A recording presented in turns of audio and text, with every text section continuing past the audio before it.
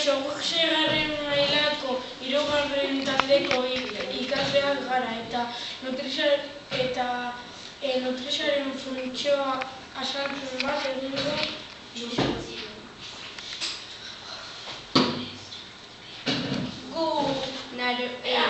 Neska hau naroa da. Neska hori Arianena eta nahi Urrander naiz. Izaki bizunak eta izaki bizagabea. Izaki bizunak 3 funtzioa bete behar dituzte. Nutrizioa, animaleteko funtzioa eta ugalketa. Izaki bizigabeak ugalketa, animaletako funtzioa eta nutrizioa ez dute betetzen.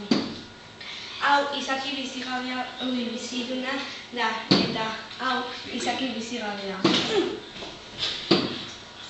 Nutrizio funtzioa elikadura bat jatean mantenugaiak hartzea eta soberan dagoena kanporatzea da. Horretarako lau aparatu behar ditugu. Digestio aparatua, arnasketa aparatua, zirkulazio aparatua eta irailketa aparatua. Digestio aparatua, hau da, arnasketa aparatua, hau, irailketa aparatua eta zirkulazio aparatua.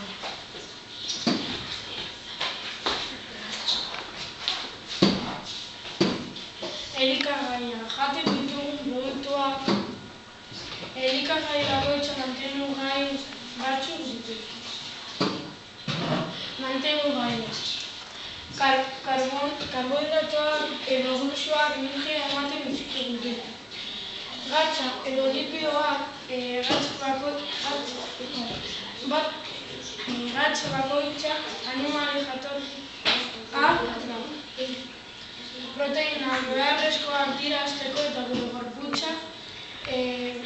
gorputza konpontzeko. Gure gorputzeko osagai bereziena da. Vitaminak eta gatz mineralak, hainbat motatakoak dira. Zuntza, landare jatorriko elikagaia izaten nahi dute. Frituak eta barezkiak. Digestio aparatuaren atala, faringea, ahoa, diafragma, urdaila, kolona, miloroa, duodenoprakea, beste meharra eta beste... Digestio aparatua. Digestio aparatua hainbat organo ditu.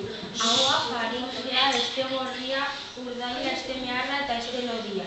Eta digestio aparatuan hainbat buruin daude eta buruin hauek erantziak dira. Eta dira bibelan daude buruinak eta pankreak. Eta buruinak hauek likido bana sortzen dute.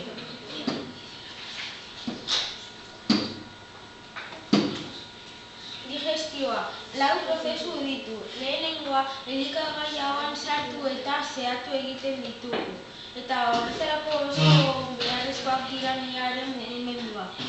Eta horrela elikadura boloa sortzen da, biztuarekin nahaztuta. Gero, elikadura boloa faringean eta este gorrian zehar igarotzen da, urdailera igaro arte. Geroago, urdail urinarekin nahaz egiten da eta kimoa osatzen da. Eta azkenik, este meharrera joaten da eta este meharrean este urinarekin, pankreako urinarekin eta behasunarekin nahazten da eta kiloa osatzen da. Zurgatzea. Mantenugaiak odolera igaro behar dira. Eta gero este meharrean, prozesu hau este meharrean gertatzen da.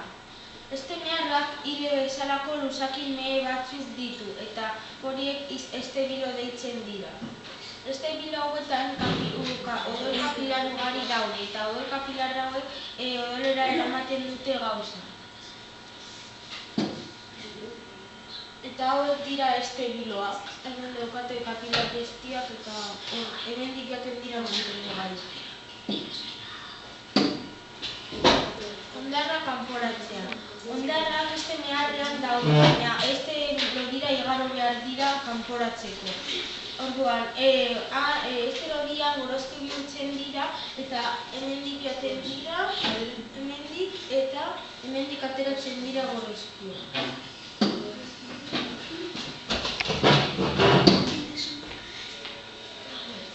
Oxigenoa hartu eta karbono dioxidoa kanporatu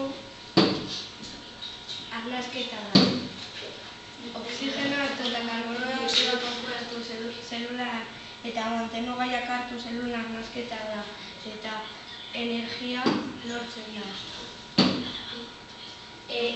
Arnasketaren prozesua. Arnasa suduro bidez hartzen da eta faringera eta trakera doa, barruan bronkiolotara joango da eta birikak obeletara heltzen da.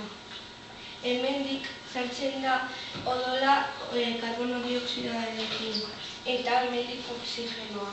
Eta karbono dioxidoa hartzen du eta oxigenoa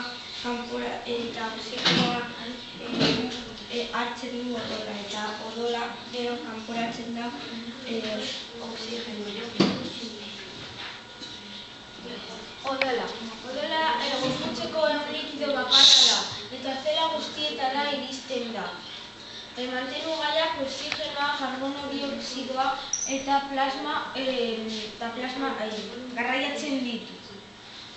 Orduan, hainbat odol zelula daude, plaketak, globulo zuriak daudela eta globulo gorriak.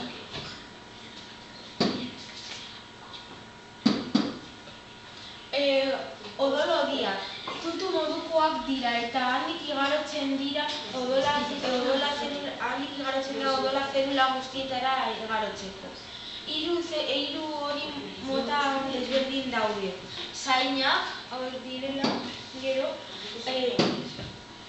arteriak, zainak baino lodiagoak direla, eta kapilarrak, gero eta mehiagoak direla. Eta kapilarrak, arteriak eta zainak lotzen ditu.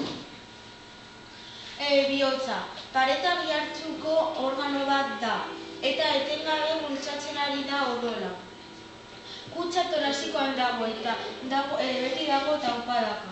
Eta horretan barnatuta dago, aurikuluan eta ventrikuluan. Eta aurikula eta ventrikulua bi aldetan dago.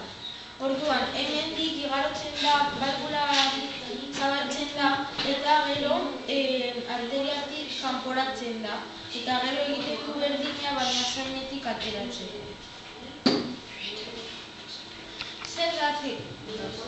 Zer da zirkulazioa?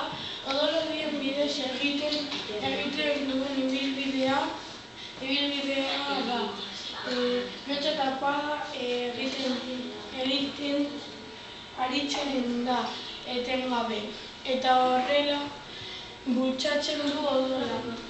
Bi faseak daude, sistoleak, uzkurdura fasea da, eta diastolea, erlajazioa fasea da. Biriketako zirkulazioa. Biriketako zirkulazioa esaten zaio odola biriketara egiten duen ibilbidea. Biriketako zirkulazioa zirkulazio orokorra. Odola aortaren bidez ateratzen da. Bigarrena. Oxigenoa eta sema mantenugaia eramaten ditu. Eta kapa zainen bidez itzultzen da eskuineko aurikula. Eta hau izan da aurkezpena. Espero dugu zuen gustukoa izatea.